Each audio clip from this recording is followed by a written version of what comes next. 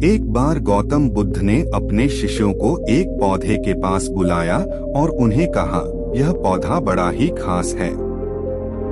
यह केवल एक दिन में फूलों की खुशबू को सभी ओर फैला देता है।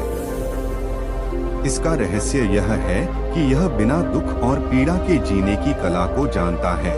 शिष्यों ने अचरज करते हुए पूछा, गुरुदेव, कृपया इस पौधे की कहानी से हमें समझाएं। गौतम बुद्ध मुस्कुराते हुए बोले, मेरे प्यारे शिष्यों, यह पौधा हमें यह सिखाता है कि जैसे कि यह फूलों की सुगंध सभी तक पहुंचाता है बिना किसी दुख और पीड़ा के, हमें भी अपने जीवन में सुख, आनंद और शांति को फैलाने का तरीका सिखाता है।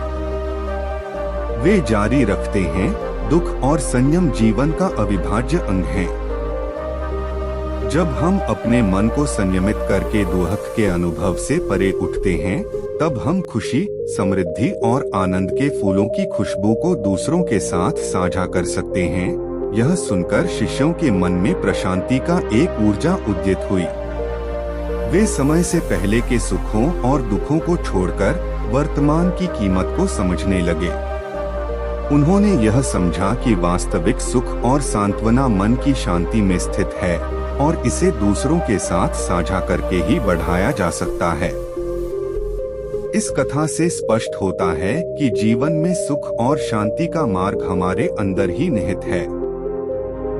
हमें अपने मन को संयमित करना और दुख के प्रति अपनी प्रतिक्रिया पर नियंत्रण रखना सीखना चाहिए। जब हम खुद को दुख से मुक्त कर पाते हैं, तब हम अनन्य आनंद और संतुष्टि की स्थिति को प्राप्त कर सकते हैं। सच्चे सुख और सांत्वना का अनुभव हमें और अन्य लोगों को भी प्रभावित कर सकता है और हम सभी को समृद्ध, खुशहाल और प्रेमपूर्ण जीवन की ओर ले जा सकता है।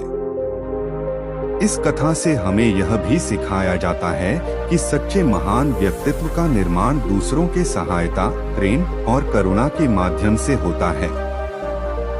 हमें अन्यों की मदद करने और सेवा करने का भाव रखना चाहिए, क्योंकि इससे हमारी आत्मा और अंतरंग शक्तियां प्रकट होती हैं। यह कथा हमें यह भी सिखाती है कि अपार ज्ञान और सत्य की खोज अंतर्निहित सुख की ओर ले जाती है।